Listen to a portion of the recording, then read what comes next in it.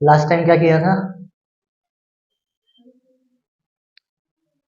Account का procedure, balance sheet वगैरह था, है ना?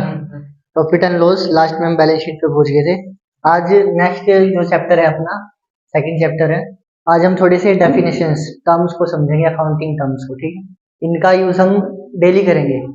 अकाउंट में डेली यूज होगा भाई, कैपिटल करा, कैपिटल लगाया, क्रेडिटर से पैसे लेने हैं, क्रेडिटर्स को देने, तो ये वर्ड्स डेली डेली आएंगे, तो हमको इनको अच्छे से समझना है बिल्कुल, ताकि लाइक मैं कुछ भी बोलूँ कि क्रेडिटर्स हमने यहाँ पे चढ़ा दिए, तो पता हो तुम्हें कि क्रेडिटर्स क्या थे और चढ़ा दिए। तुम ये ना सोचो कि हाँ ये क्या था, तुम्हारे माइंड में एकदम से आ जाए। तो इसलिए आज हम टर्म्स को समझेंगे और इसको दोबारा से रिवाइज करना है ताकि ये याद हो। टर्म्स यानी कि डेफिनेशंस।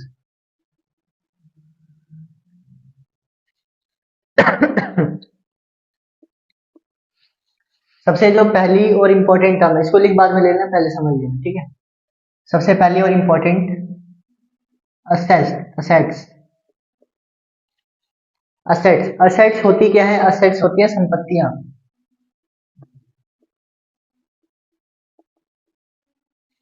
क्या चीज? बिजनेस की संपत्तियां।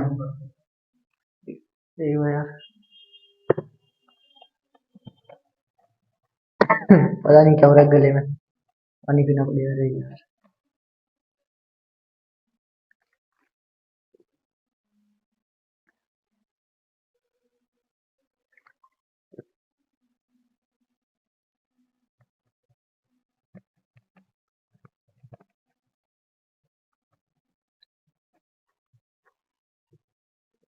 चलो भाई, तो असेट्स क्या होती है? बिजनेस की संपत्तियां।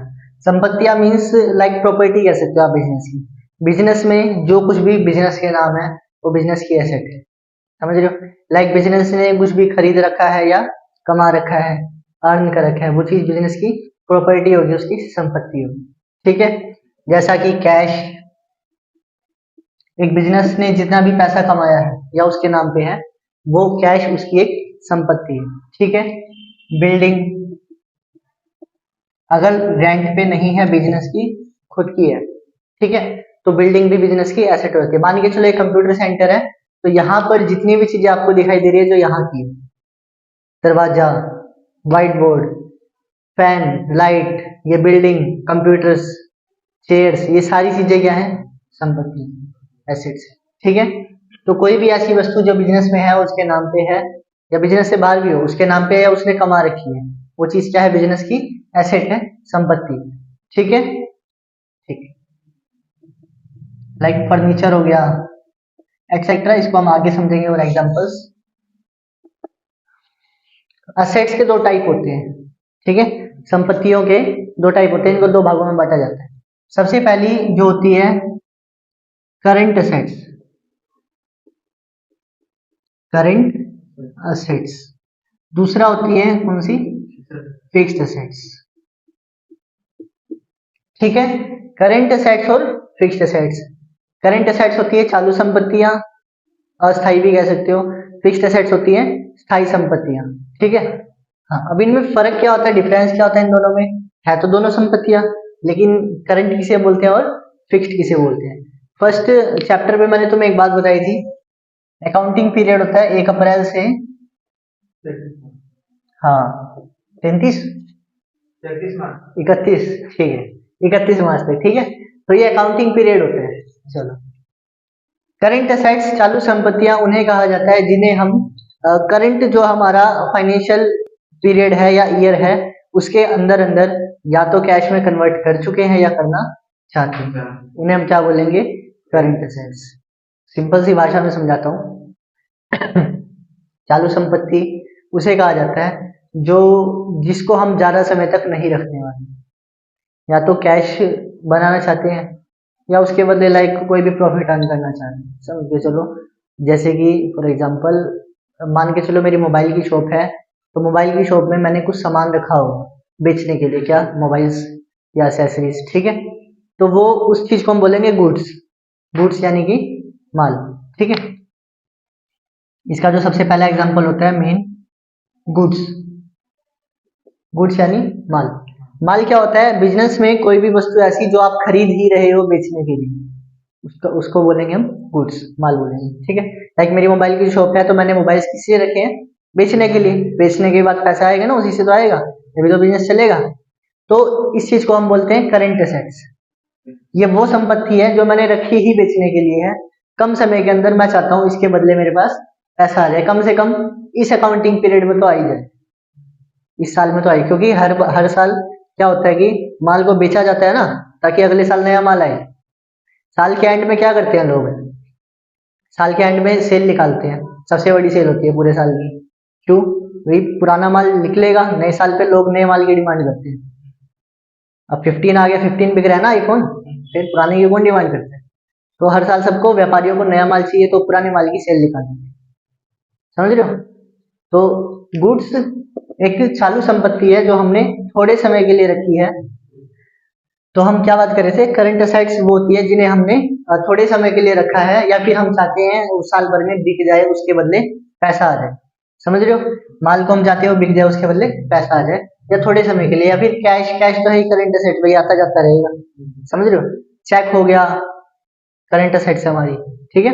कभी कम होगा, कभी ज्यादा होगा, कभी नहीं होगा, चालू संपत्ति आती जाती रहती है। तो आती जाती संपत्ति को हम क्या बोलते हैं, करंट असेट्स। दूसरा इसका एग्जांपल हो गया डेटर्स। डेटर्स वो लोग होते हैं जिनसे हमको पैसा लेना होता है, और हम चाहते हैं हम हमारे पास कम से कम साल भर में तो उनसे पैसा आ जाए, वरना अगले को हम दोबारा माल ही क्यों बेचेंगे, हमको उनसे पैसा लेना है। इसकी डेफिनेशन हम आगे समझेंगे दोबारा से, कोई बात नहीं।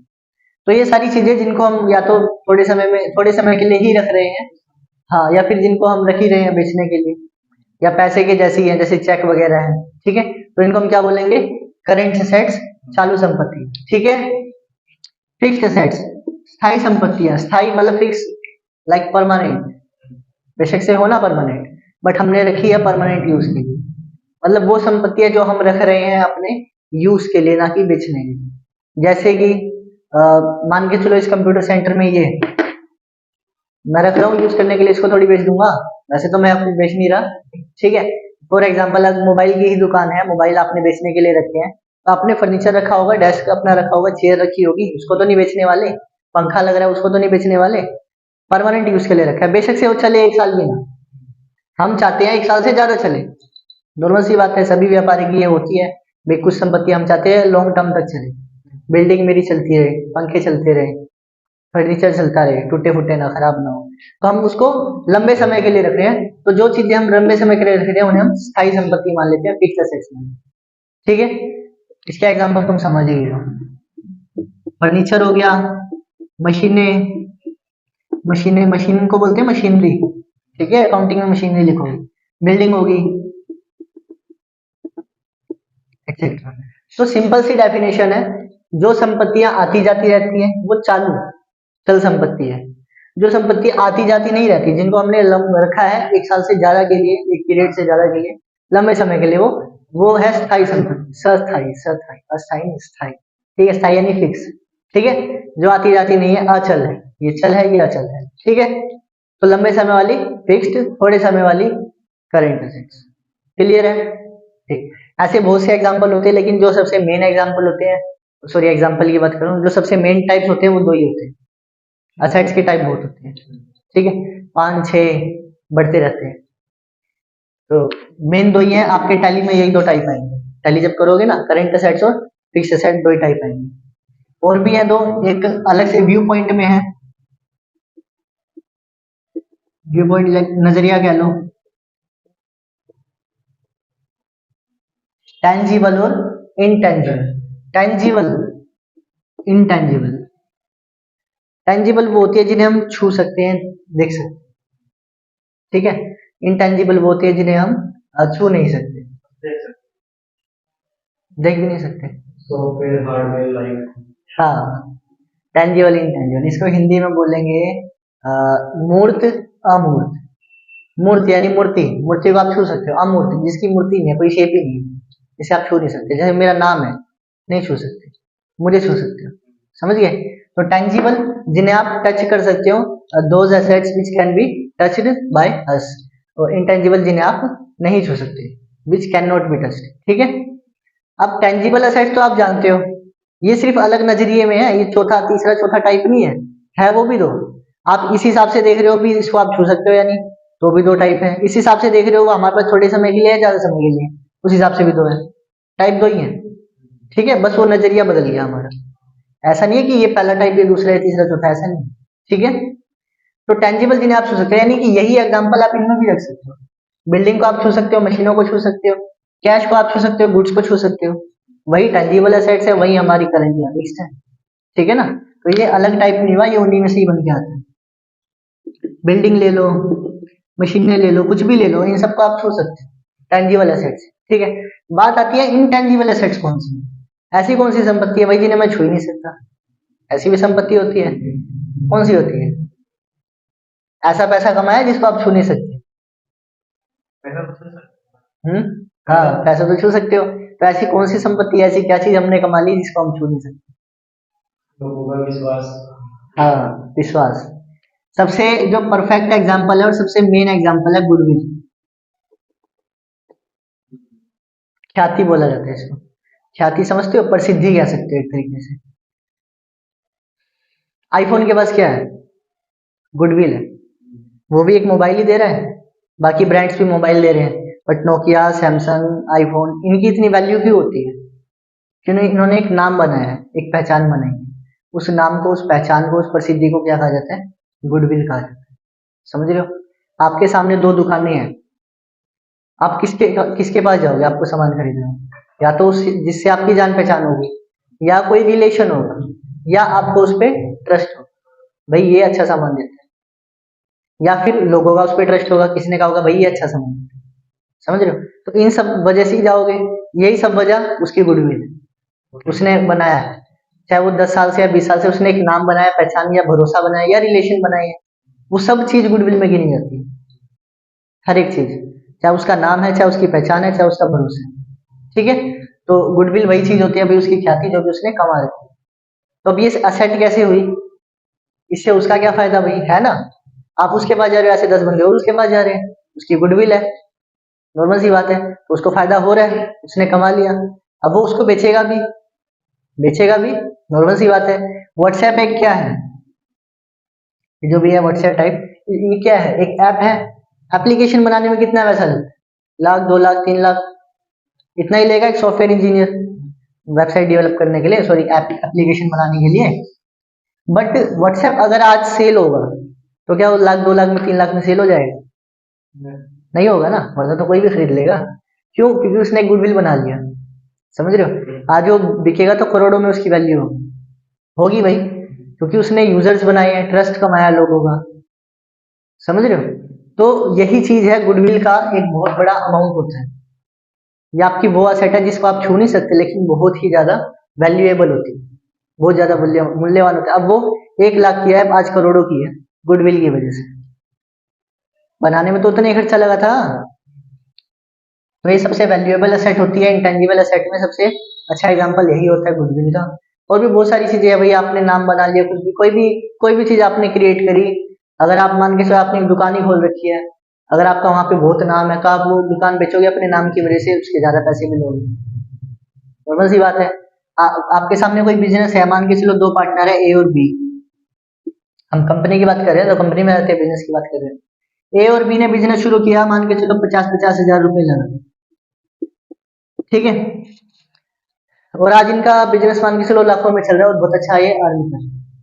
अब एक पर्सन आया सी, वो कह रहा है मैं भी आपके साथ पार्टनरशिप में आना चाहता हूँ, क्या ये दोनों 50 हजार लेके उसको रख लेंगे? भाई हमने 10 साल काम किया है, हमने बिजनेस की नाम बनाया है, वैल्यू बनाई है, हम तो इतना लेंगे। आना है तो आ, क्योंकि बराबर का हकदार बनेगा फिर तो। या तो असिस्टेंट रखेंगे, जॉब पे रखेंगे, पार्टनरशिप में आने तो भाई इतना पैसा भरना पड़ेगा तुम्हें। वो गुडविल के पैसे लेंगे, कैपिटल अलग लेंगे प्लस गुडविल अलग लेंगे। तो अकाउंट्स में गुडविल को जो है कैलकुलेट किया जाता है, समझ रहे हो? कैलकुलेट किया जाएगा परसेंटेज बेसिस पे, किसी भी बेसिस पे जो रूल होते हैं उनके हिसाब से गुडविल निकाला जाएगा। भी इन्होंने लगाया कितना था, कमा कितना रहे, क्या इसकी अर्निंग वगैरह, गुडविल निकाल के फिर थर्ड पार्टी को ऐड किया जाता है। बिजनेस का ही रूल होता है, अकाउंट्स का ही रूल होता है, ठीक है। गुडविल के कैलकुलेशन के मेथड्स भी होते हैं अलग अलग, तो बहुत वैल्यूएबल होता है, ठीक है। ये तो फिर एग्जाम्पल था, लेकिन मैंने इसको इतना इसलिए समझाया बिकॉज आने वाले टाइम में आपके सामने गुडविल नाम आए तो आपको पता हो क्या है। ये तो आपको पता है बिल्डिंग क्या होती है, कैश क्या होता है, फर्नीचर क्या होता है। ये एक नया वर्ड हो सकता है, ये आपको पता चले। ठीक है,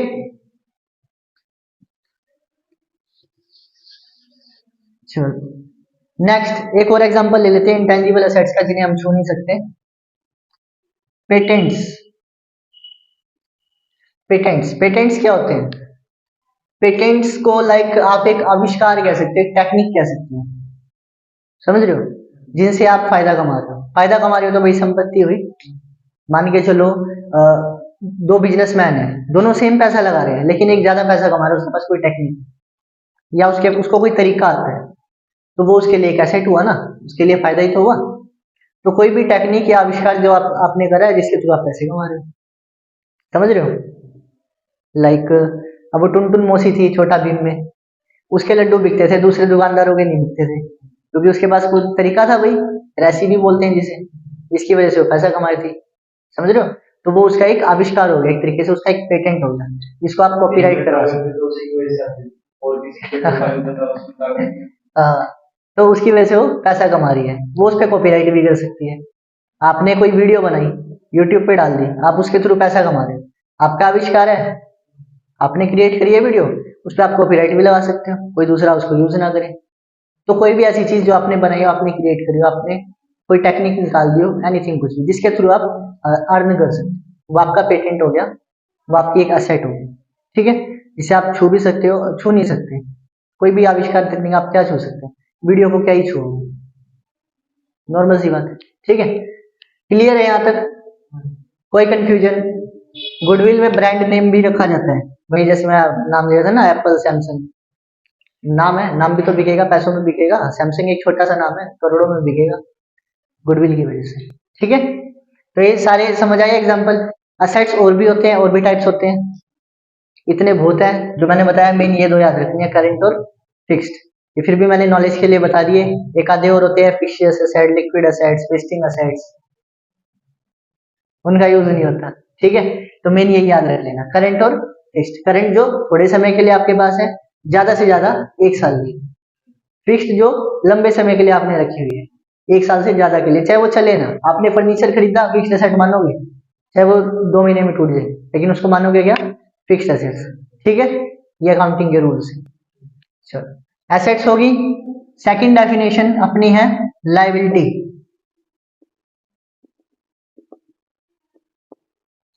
लायबिलिटी क्या होती है? लायबिलिटी होता है दायित्व, दायित्व, देनदारी, देनदारी कह लो या दायित्व कह लो, जिम्मेदारी कह सकते हो, उत्तरदायित्व कह सकते हो, समझ रहे हो। आपने किसी से कुछ ले रखा है, तो आप उसके लिए लायबल होगे ना, आपको वो उसको वापस देना है, वही चीज है लायबिलिटी। लाइक आपने किसी से कुछ भी लोन ले रखा है, पैसा ले रखा है, कोई सामान ले रखा है, और आपको उसको देना है, वापस करना है, तो ये चीज आपके लिए क्या बनेगी, एक लायबिलिटी। ठीक है, यानी कि आपने किसी से भी कुछ भी ले रखा है और आप उसको देने के लिए जिम्मेदार हो, ठीक है, आप लायबल हो, तो वो चीज आपके लिए क्या होगी, लायबिलिटी होगी। ठीक है, जैसे आपने लोन ले रखे, आपको लोन चुकाना है, उधार ले रखे, उधार पैसा देना है, वो लायबिलिटी। इसके भी दो एग्जांपल होते हैं, सेम ले सकते हो आप, करंट और फिक्स्ड भी ले सकते हो। करंट या नॉन करंट भी ले सकते हो, करंट, नॉन करंट, या करंट और फिक्स्ड। नॉन करंट मतलब फिक्स्ड ही होता है, या दूसरा नाम आप इसका जो है, शॉर्ट टर्म लायबिलिटीज।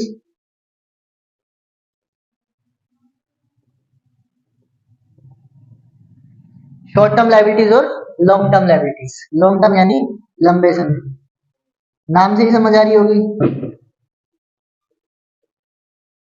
सेम वैसा ही नाम है, वही चीज है, सेम वे।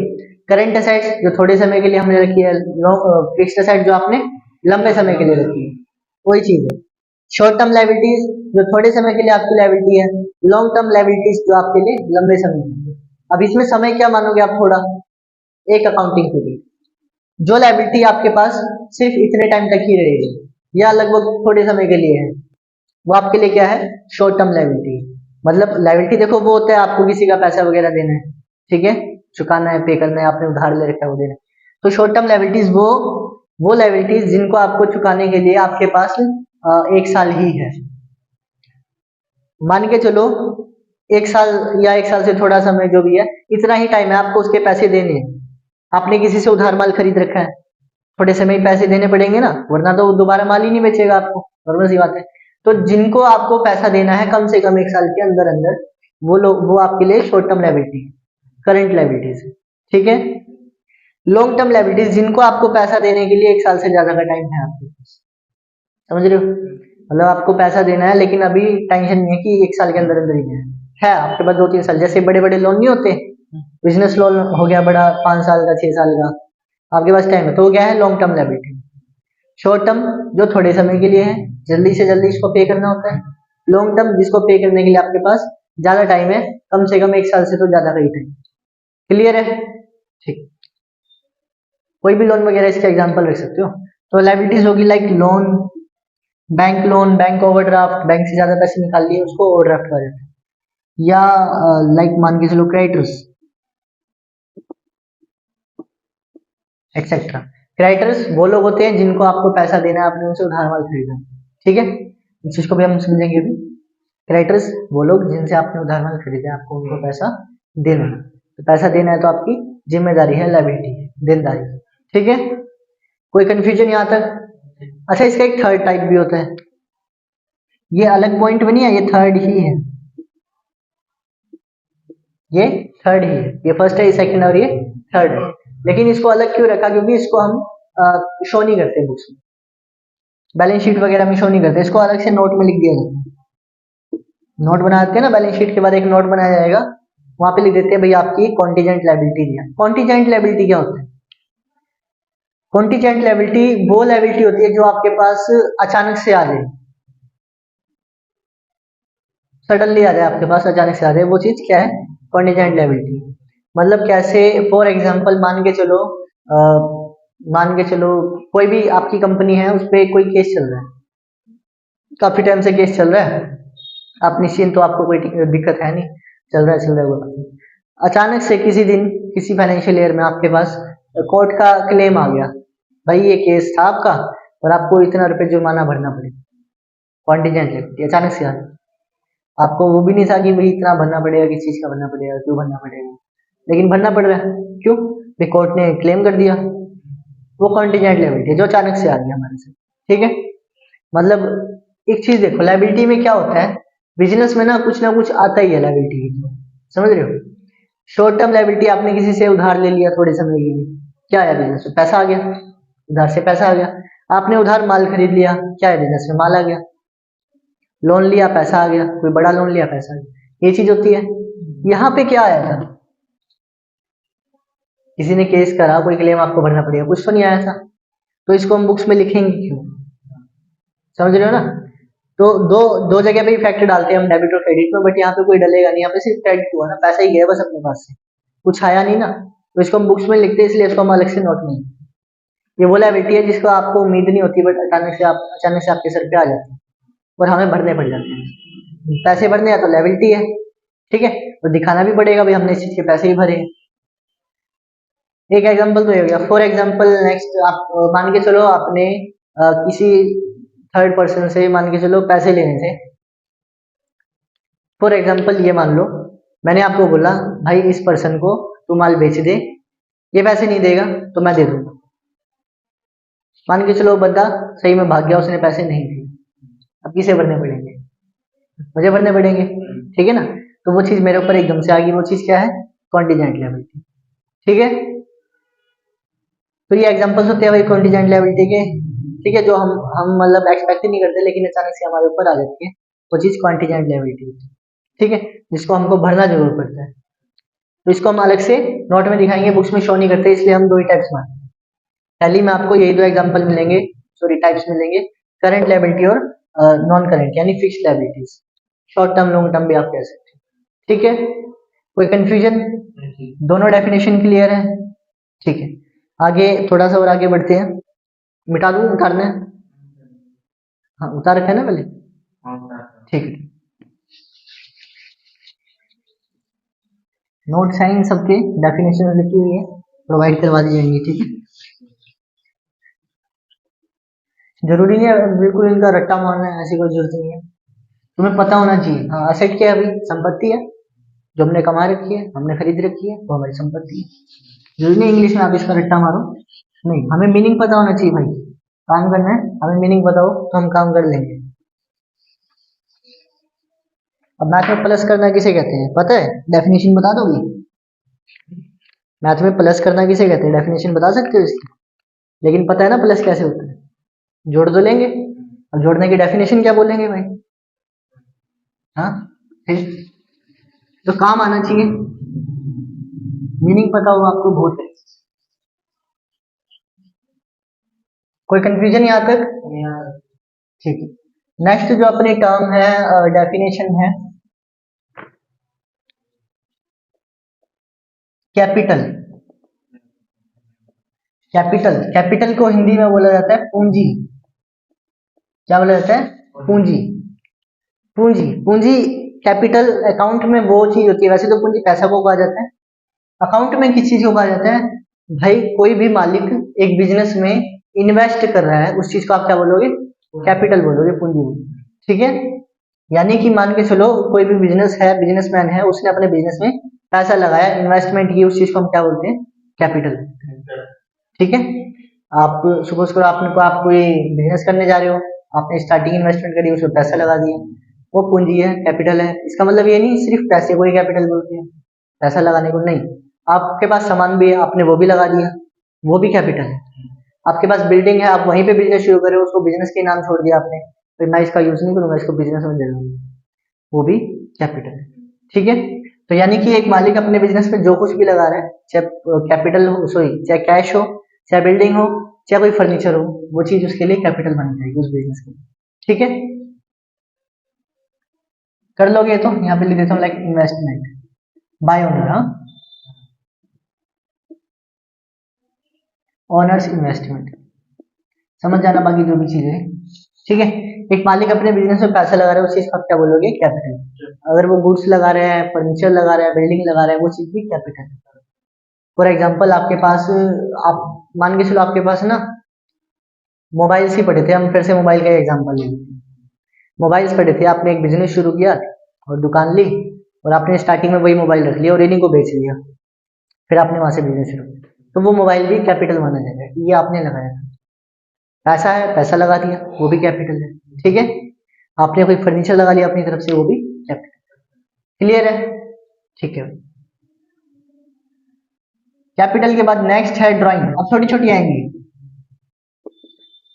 अच्छा, एक चीज जरूरी चीज मैं बता देता हूँ ड्राइंग से पहले, कैपिटल को लायबिलिटीज के सेक्शन के अंदर रखा जाता है।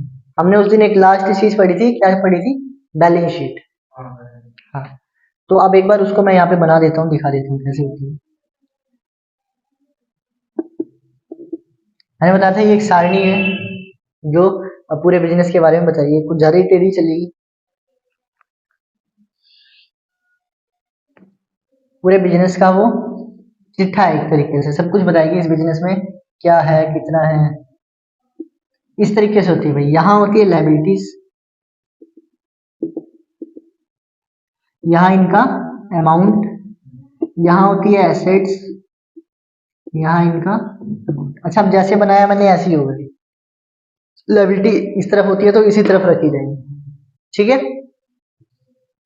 ऐसे ही होगा का मतलब ये है, इधर राइट हैंड पे एसेट्स आएंगी और लेफ्ट हैंड पे हमेशा लायबिलिटीज। ठीक है, यहाँ इनका टोटल हो जाता है। अच्छा, अब जो हमारी एसेट्स होती है ना, उनका टोटल हमेशा हमारी लायबिलिटीज के टोटल के इक्वल रहेगा। क्यों रहेगा, ये चीज में भी समझाता हूँ मैं।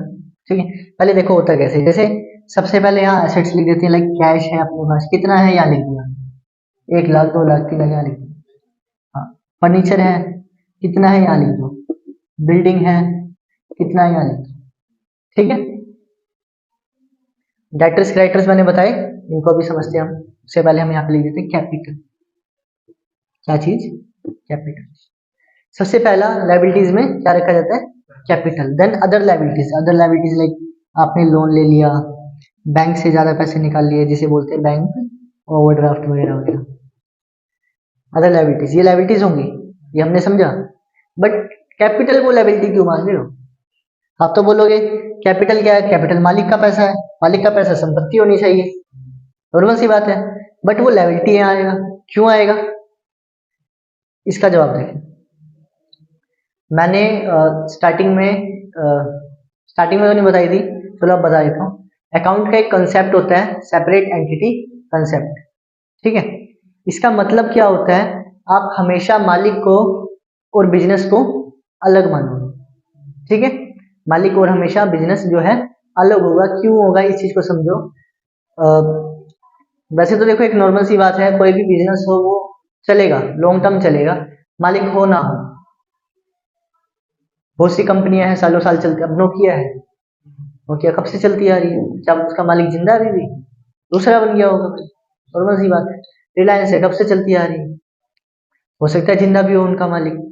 लेकिन बहुत सी कंपनियां हैं, अब लिखा था ना मतलब इस्टेब्लिश्ड सिंस 1990 1995, जब से चलती आ रही है। कभी कोई चला रहा था, आज उनका बेटा चला रहा है, उसका भाई चला रहा है, समझ रहे हो।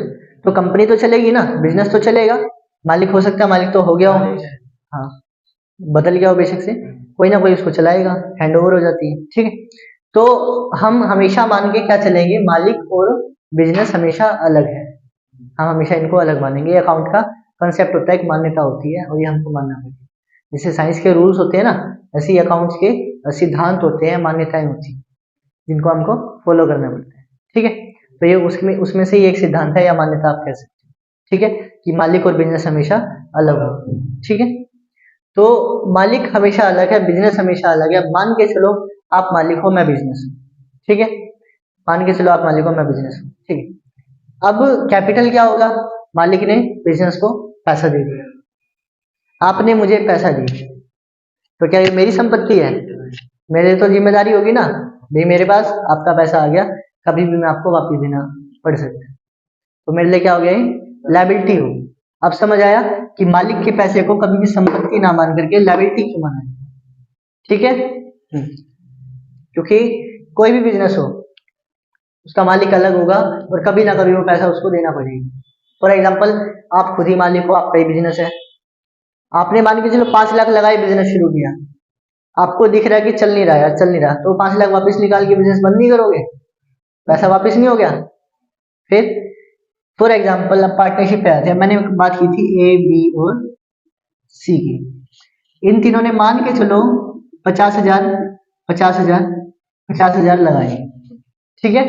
अब इन फ्यूचर सी कहता है भाई मैं ना छोड़ रहा हूं, मेरे को नहीं करना, तो क्या इसको इसका पैसा वापस दिया नहीं जाएगा? दिया जाएगा ना। अब मालिक का पैसा कैपिटल, तो हमने क्या माना था, लायबिलिटी की कभी भी देना पड़ सकता है। अब समझ आया इसको, आप लायबिलिटी क्यों मानोगे। अब वो बंदा जा रहा है तो उसको उसका पैसा आप रिटर्न, ठीक है। दैट इज वाई कैपिटल को हमेशा लायबिलिटीज में रखते हैं, ठीक है। मालिक का पैसा हमेशा लायबिलिटीज में रखते हैं, क्योंकि हम मालिक नहीं है। हम अकाउंट अगर कर रहे हैं तो हम मालिक नहीं है, हम बिजनेस है, ठीक है। हम हमेशा किसकी नजरों से देखेंगे, बिजनेस की नजरों से देखेंगे। अकाउंट हमेशा बिजनेस की नजरों से बनता है, मालिक की नजरों से नहीं बनता, मालिक को अलग बनाए, ठीक है। हमेशा बिजनेस की नजरों से देखेंगे। हमारे लिए वो पैसा एक उधार है, मालिक की तरफ से उधार है, तो मालिक कहीं भी लगाएगा, नॉर्मल सी बात है, उसने हमारे बिजनेस में लगाया, ठीक है। तो कैपिटल को लायबिलिटीज में रखा जाता है, देन अदर लायबिलिटीज रखी है। अब ड्राइंग, ये तो समझ के आप, मालिक का लगाया हुआ पैसा, ड्राइंग मालिक का निकला हुआ पैसा, उसका उल्टा, ठीक है। आहरण इसको हिंदी में कहा जाता है, हाँ जरूरी नहीं आप हिंदी याद करो, मीनिंग पता हो बस। विड्रॉ कर लेना, विड्रॉ समझते हो, हाँ हाँ, पैसा निकालना, विड्रॉ कर लेना। तो मालिक ने बिजनेस में लगाया, आपने ड्राइंग लिख दी, सॉरी कैपिटल लिख दिया, आप वो बिजनेस से निकालना तो आप लिखोगे ना कि मालिक ने बिजनेस से पैसा निकाल लिया, तो ड्राइंग में उसको दिखा दो। तो ड्राइंग यानी कि मालिक ने जो पैसा बिजनेस से निकाल लिया, हाँ। अब सपोज करो वही बात है, अब ए ने लगाया था, वही फिर से हम लेके चलते हैं 50,000, बी ने लगाया था 50,000, सी ने लगाया था 50,000, हमने लिख लिया भाई कैपिटल 1.5 लाख का है, ए का 50, बी का 50, सी का 50। मान के चलो सी ने कहा भाई मेरे को ना जरूरत है, मैं 10,000 लेके जा रहा हूँ, बी ने, ए और बी ने दे दिया, तो हम क्या करेंगे, हम उसके में से माइनस तो करेंगे ना, हाँ। तो हम इसको क्या दिखाएंगे, ड्राइंग, भैया आपने लगाया था कैपिटल 50, लेकिन आपकी ड्राइंग होगी 10, तो आपका कैपिटल कितना बचा, हाँ सेम यही चीज करनी है, ड्राइंग पैसा निकालना, लेकिन यहाँ पे कहाँ दिखाएंगे, इसमें से माइनस करेंगे। मतलब ड्राइंग को यहाँ वैसे नहीं लिखा जाता, कैपिटल मान के चलो, यहाँ कैपिटल है कितना 50,000, हम करेंगे माइनस ड्राइंग 10,000, कितना बचा 40,000, ऐसे दिखाया जाता है। तो ड्राइंग को आप वैसे दिखाओगे नहीं, सीधा इसमें से माइनस कर, समझ गए? हाँ, अब आया समझ कैपिटल और ड्राइंग का कंसेप्ट, बैलेंस शीट में कैसे शो करना है। ठीक है, नेक्स्ट डेफिनेशन है अपनी डेटर्स। डेटर्स, डेटर्स यानी कि देनदार। एक दो और करेंगे बस, ठीक है, काफी टाइम भी हो गया। देनदार, देनदार कौन होते हैं? देनदार यानी नाम से पता चल रहा है देने वाले, पैसे देने वाले, ठीक है। वही चीज है यहाँ पे, कोई भी व्यक्ति जिसको आपने उधार में माल बेचा है और आपको उनसे पैसा लेना है, वो आपके देनदार होंगे, ठीक है। कोई भी बिजनेस है, उधार में लेन देन होता है, और बिजनेस इसमें करना भी पड़ता है, क्योंकि कस्टमर कोई नहीं तोड़ता। नॉर्मल सी बात है, आपने कस्टमर तोड़ा, वो किसी और से जाके ले लेगा, तो यही सोचते हैं कोई बात नहीं, आ जाएगा 2 दिन बाद से पैसा आ जाएगा। तो उधार में जिनको आप माल बेच रहे हो, आप उनका एक रिकॉर्ड जरूर रखोगे, रखना पड़ता है। अगर आप अभी किसी दुकान पे चले जाओ, उधार में कुछ लेके देखो, कॉपी में नाम लिखेगा, चढ़ाएगा ना नाम, तो वो देनदार है, देनदार का नाम लिखना पड़ेगा। मतलब आप उनके देनदार बन गए ना, तो लिखना तो पड़ेगा, देखो याद रखना पड़ेगा। आज कोई उधार मान ले गया, कल कोई उधार किसका याद रखें, तो हम उनकी एक लिस्ट बना लेते हैं, उस लिस्ट को कहा जाता है सन्ड्री डेटर्स। सन्ड्री डेटर्स मतलब विभिन्न डेटर्स। टैली में आपको डेटर्स की जगह क्या देखने को मिलेगा, सन्ड्री डेटर्स। सन्ड्री मतलब विभिन्न, वो सारे डेटर्स, सबका नाम होगा ना, राज मोहन सोन लिख लेंगे, समझ गए? तो डेटर्स कौन होते हैं?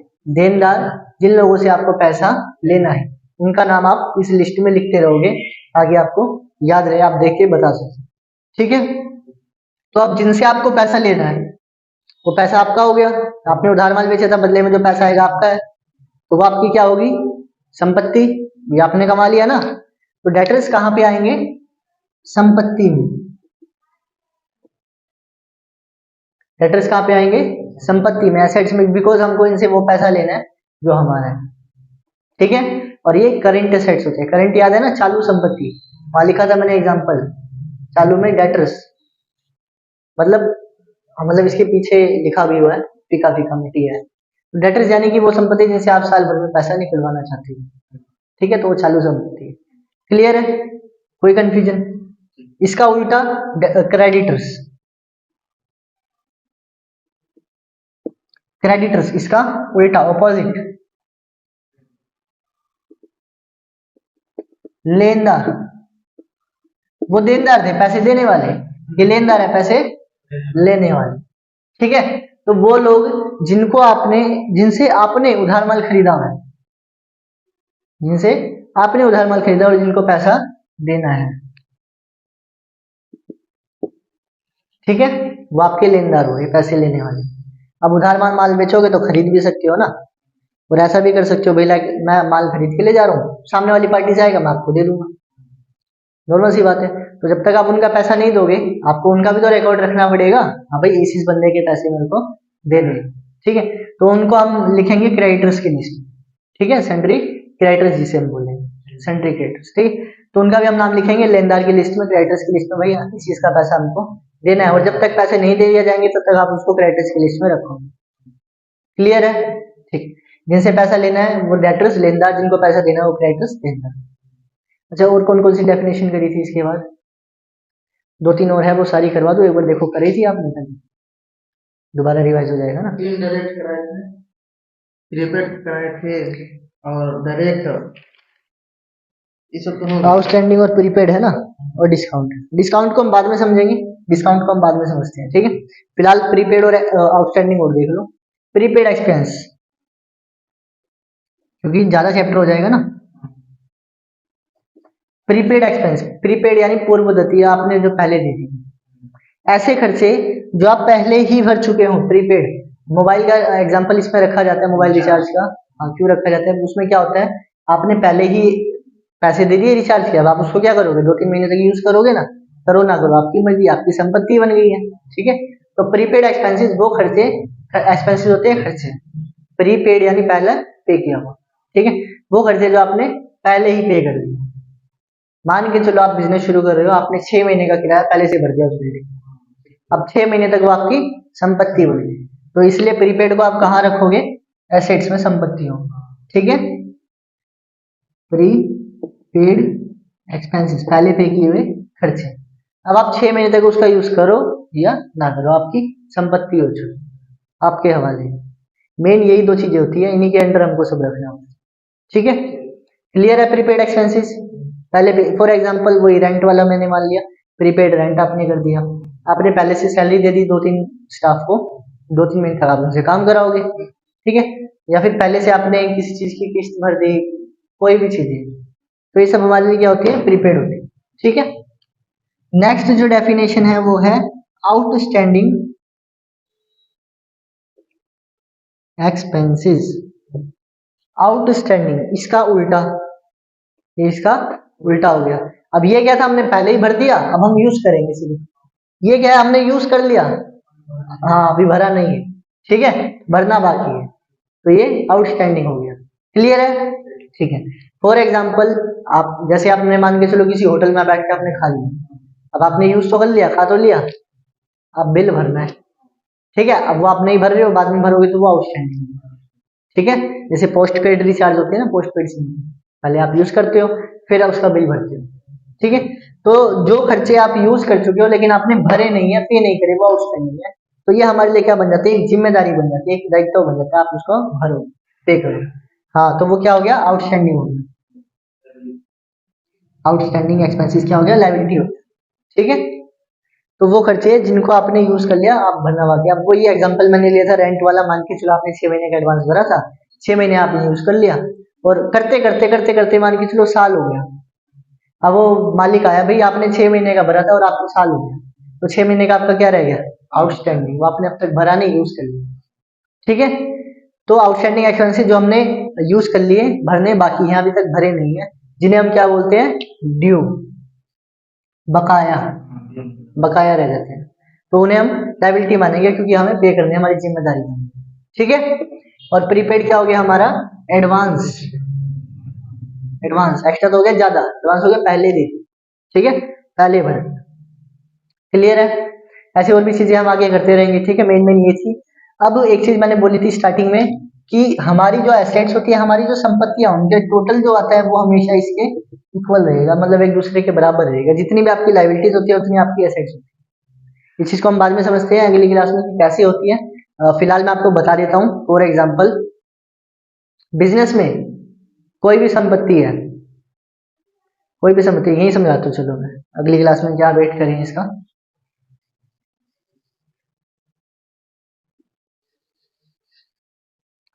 कोई भी संपत्ति कहाँ से आएगी, हाँ कहाँ से आएगी, या तो मालिक से, या कहीं से उधार से, किसी से हमने ओढ़ लिया, या मालिक से, यहीं से तो आएगी, ठीक है ना। तो जब आई यहाँ से है तो इसके बराबर ही नहीं हुई। आपने मालिक से ही 50,000 ले लिए तो 50,000 पैसा आ गया, बराबर ही हो गया। या किसी और बंदे से लिया तो आप उधार मान के चलोगे, तो आया तो कुछ ना बिजनेस में, यहाँ भी लिखोगे ही, समझ गए। तो कोई भी संपत्ति कहाँ से आएगी, या तो मालिक लगा रहा है या आप कहीं से उधार ले रहे हो, तो संपत्तियां हमेशा लायबिलिटीज के बराबर रहती है, इस वजह से। समझो इसको कैसे, मान के चलो मालिक ने 50,000 लगाए थे, अब बिजनेस में क्या है, 50,000 कैश आया। ऐसे नहीं होता, मैं वैसे समझा रहा हूँ बस ऐसे, ठीक है, फॉर एग्जाम्पल। तो 50,000 क्या आ गया, कैश आ गया, ठीक है, बराबर है, बराबर। अब मान के चलो आपने क्या किया, आपके पास 50,000 थे, आपने उसमें से 30,000 का माल ले लिया, जो आप बेचोगे, आप व्यापार करो। अब पैसा कितना रह गया, 20,000 पैसा रह गया, माल कितना आ गया, 30,000 माल आ गया। माल को क्या बोलते हैं, गुड्स, समझा था ना, जिसको हम बेचेंगे, गुड्स, जो हमने रखा ही बेचने के लिए, उसको माल कहा जाता है। इसके भी टाइप्स होते हैं, हम आगे समझेंगे, ठीक है।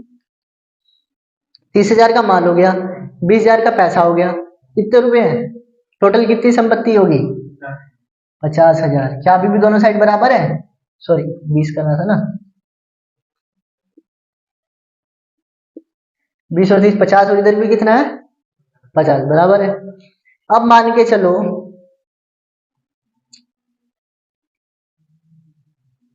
आपने 10,000 का फर्नीचर भी ले लिया, क्या आ गया, फर्नीचर। अब पैसा कितने रह गए, 10,000। क्या अभी भी बराबर है? 30 10 40 10 50, इधर में 50 बराबर है। मान के चलो आपने लोन ले लिया 50,000, लोन आ गया 50,000 का, तो उसे क्या आया पैसा, अब पैसा 10 पहले था, 50 और आगे लोन से, कितने हो गए पैसे? 60। अब देखो क्या दोनों साइड बराबर है? 1,00,000, 40 और 60 100, 1,00,000 बराबर है ना। तो बिजनेस में कोई भी संपत्ति आ रही है तो मालिक से आएगी या कहीं और से आएगी, जिसको हम लायबिलिटी में लिखते हैं। दैट इज वाई लायबिलिटीज का टोटल हमेशा असेट्स के टोटल के बराबर रहता है। और अगर बराबर नहीं आ रहा है दैट मीन्स की कहीं ना कहीं गलती है, मिस्टेक, एरर है, ठीक है। तो अगर आपका ये जो बराबर नहीं आ रहा है तो दैट मीन्स की कहीं ना कहीं आपकी मिस्टेक है, आपने गड़बड़ी कर रखी है, अकाउंट आपका गलत है। क्लियर है यहाँ तक? कोई कंफ्यूजन? ठीक, फिलहाल यहीं तक करते हैं, आज की क्लास यहीं और करते हैं। ठीक, थैंक्स फॉर वॉचिंग।